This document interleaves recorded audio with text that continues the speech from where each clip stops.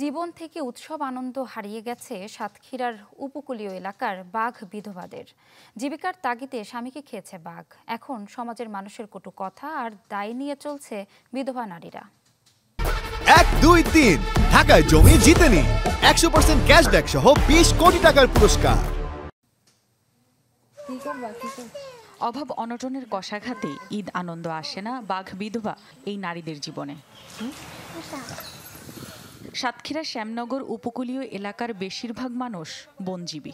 ভাগ্যের নির্মম পরিহাসে সুন্দরবনে মধু সংগ্রহ করতে গিয়ে কিংবা মাছ ধরতে গিয়ে বাঘের আক্রমণে মৃত্যু হয় তাদের। স্বামী হারানো এই নারীরা তাই বাঘ বিধবা নামেই পরিচিত। প্রতিনিয়ত যাদের শুনতে হয় নিপীড়নমূলক কটু কথা।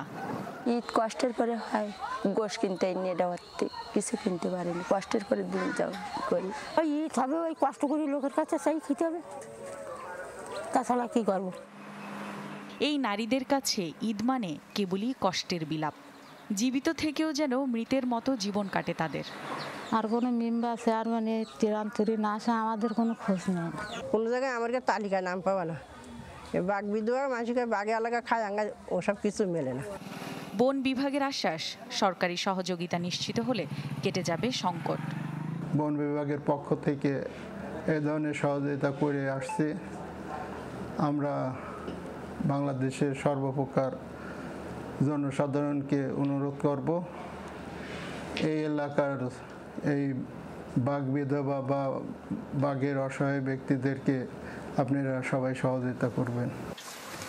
সাতক্ষীরা শ্যামনগর উপকূলীয় এলাকায় বসবাসরত বাঘ বিধবা নারীর সংখ্যা প্রায় 1500-র বেশি।